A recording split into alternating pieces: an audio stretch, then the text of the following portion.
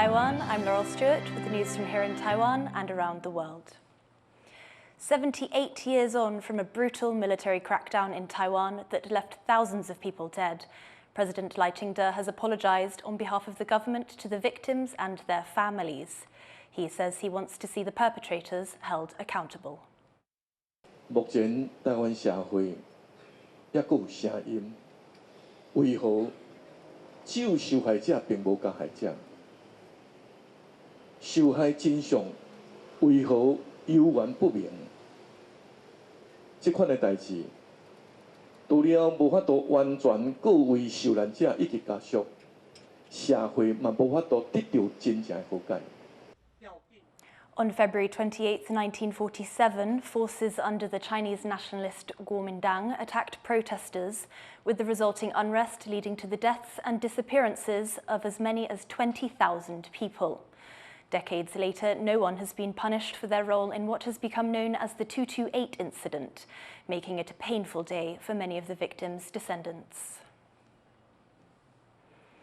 Every year ahead of 228 Memorial Day, one activist in Taipei honours his brother's legacy of advocating for transitional justice. Wesley Lewis has the story.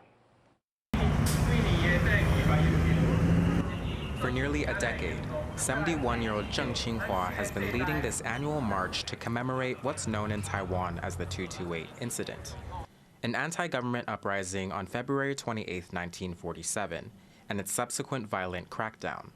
He's taken up the baton from his late older brother Zheng Nanrong, a well-known activist who organized some of the country's first 228 memorial events back in 1987, which were largely met with police suppression.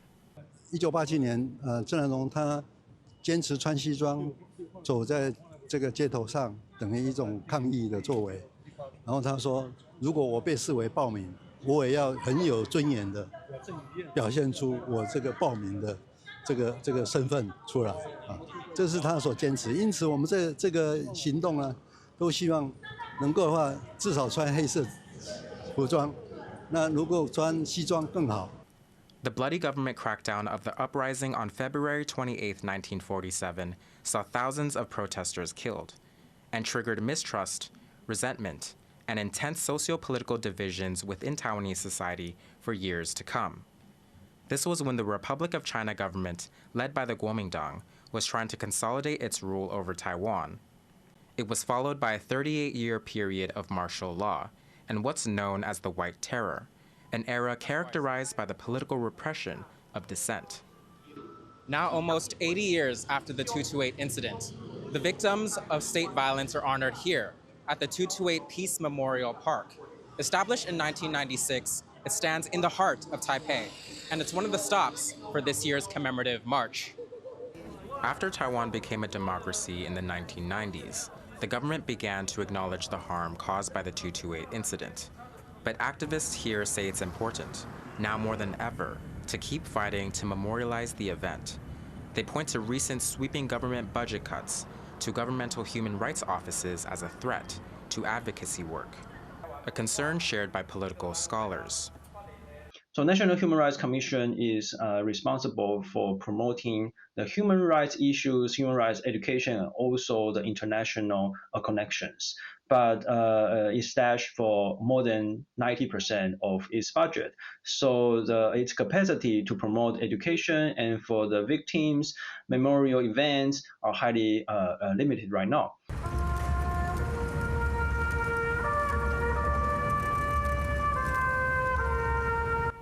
Which is why for these demonstrators holding vigil in Taipei, it's important to show up like this every year, to exercise their hard-fought right to mark this painful chapter in the country's history, and continue the fight for transitional justice. A fight that is deeply personal for someone like Zheng Qinghua, who is determined to keep speaking truth to power, advocating for awareness of an event that still shapes contemporary Taiwanese society. Howard Zhang and Wesley Lewis for TaiwanPlus. A ban on visits for detained politician Ko Wen-je has been temporarily lifted for certain family members after Ker's father died. Chris Gorin has more.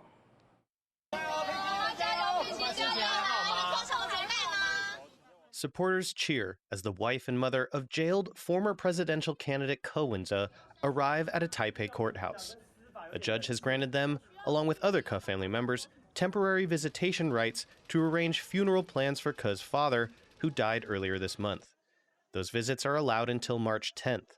Ke, a former Taipei mayor and founder of the Taiwan People's Party, or TPP, has been held incommunicado since January while awaiting trial on corruption charges. His indictment and detention have sparked protest from supporters and party members who say the case is politically motivated. 一开始羁押禁见的这个裁定，本来就欠缺正当性。请容我再说明一次，说柯文哲会逃亡，那真的是脑袋有洞。Ke's charges include embezzlement of political donations during his presidential campaign last year, and bribery related to a construction project during his time as Taipei mayor. Prosecutors are seeking a 28-year sentence. Ke's wife, Chen Pei-chi, had asked the judge to allow family members to visit Ke until early April to handle post-funeral matters, but prosecutors recommended a shorter timeline. 我个人对于检察官这种坚持，我是极度的不谅解。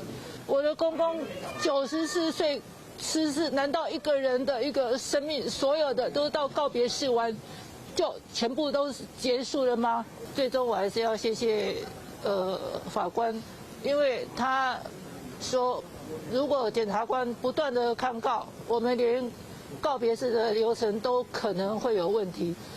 Ke has to apply separately for permission to attend his father's funeral. It would be a rare public appearance for the man at the center of the nation's most closely watched political scandal. Ryan Wu and Chris Gorin for TaiwanPlus. Tainan prosecutors have indicted 2 former executives from a once state-owned company in a green energy fraud case.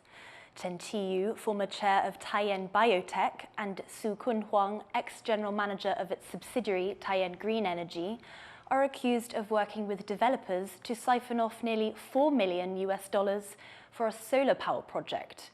The Tainan District Court has charged them, along with 3 former Taiyan employees, with breaking financial laws. Chen is facing a 12-year prison sentence for his involvement, while Su is facing 10 years. Thailand has sent at least 40 Uyghurs back to China. That's despite warnings from the United Nations and rights groups that they're at risk of poor treatment and even torture. But Bangkok says it's been assured they will be treated well. Joyce Tseng has more. Landing in China from Thailand, this man is one of dozens of Uyghurs deported by Bangkok on an unscheduled flight after a decade in detention, seen here in a video shared by the Thai government. The recorded moment, a stark contrast to condemnations from the international community, who warned that sending the Uyghurs back to China would put their lives in danger. Their deportation violates the principle of non-refoulement, for which there is a complete prohibition in cases where there is a real risk of torture, ill treatment, or other irreparable harm upon their return. Bangkok says it's repatriated the Uyghurs after no third country came forward to take them, and after Beijing assured they would be well looked after. The men had been held in the Southeast Asian country for a decade, arrested for entering without a visa. They'd fled from China's Xinjiang region. Some have died in custody over the years, but there are fears their fate won't be better in China. Rights groups have long accused Beijing of abusing and committing genocide against the mainly Muslim ethnic minority, claims Beijing vehemently denies. Bangkok's move to deport, now also condemned by its long-standing ally, the United States, which has been criticized for the way it's conducting its own deportations of undocumented migrants. In a statement, U.S. Secretary of State Marco Rubio says Thailand risks running afoul of its international obligations and urged the country to verify that the men's rights are protected. In recent weeks, Bangkok has been working closely with Beijing, cracking down on transnational scam centers in areas near the Thai-Myanmar border. Thailand has also been trying to attract Chinese tourists to visit the country, a crucial source of its GDP. all factors that have raised eyebrows around the Uyghurs' deportation. Clearly, the Thai government, it seems that Beijing has been putting a lot of pressure on Thailand for the return of these men. But the way in which this occurred, in the dead of night, with no information provided, no information to diplomats, to the UN, to human rights organizations who have repeatedly been asking the Thai government questions about the fate of these men, is really unacceptable. And I think, you know, the Thai government is a member of the UN Human Rights Council.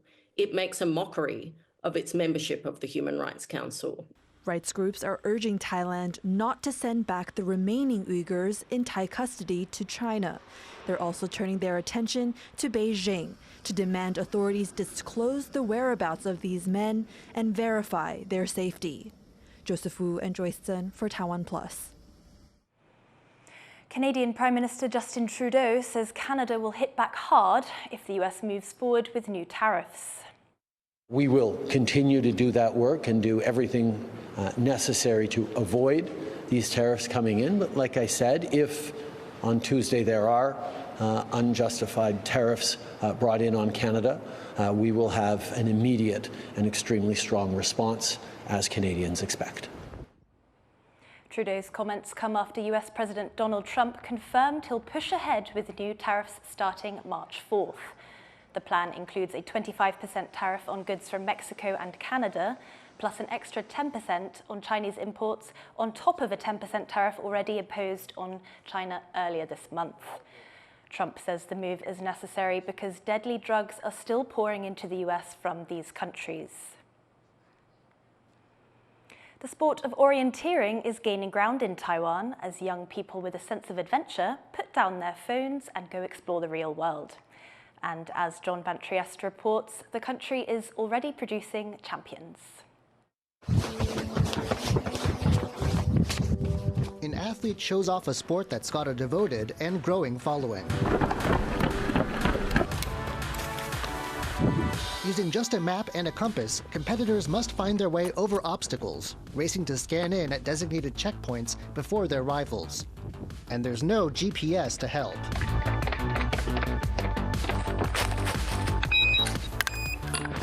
This is orienteering, a kind of real-world treasure hunt that's timed. And many athletes who started out in other disciplines have found the rush and the skilled preparation it takes addictive. 自己画了一些模拟赛图，透过卫星地图，把能看到的赛区的环境都看过了，所以等于说我跑到赛区里面之后，可能有2/3的画面是我清楚的。 Part of the appeal is its similarity to games like the wildly popular Pokemon Go, but also that it forces competitors to put down their phones and use navigation skills that are often forgotten today. 这件事情就很像是定向越野在看读图的时候，它往那个方向是没有怪物的。 And under the direction of coaches like Lai Wei-lun, Taiwan's national team is already seeing results. Despite tough conditions, including a sick teammate, the team won 2 bronze medals at last year's Asian Youth Tournament in Thailand. 前一天在休息日的时候，我是发高烧，然后全身就是四肢无力，支撑我跑起来的动力就是2个队友，更重要的是我们是代表国家去。 Though still far from the mainstream popularity of baseball or basketball, orienteers like this hope to spread the word and bring home even more medals next time. Delphine Chen and John Van Trieste for TaiwanPlus. Thank you for watching What's Up Taiwan. You can visit the TaiwanPlus website or follow our social media for more stories from Taiwan and around the world. Before we go, check out this tuk-tuk race in Egypt, where teams are competing to be the fastest and also the most stylish. I'm Laurel Stewart. Take care and see you next time.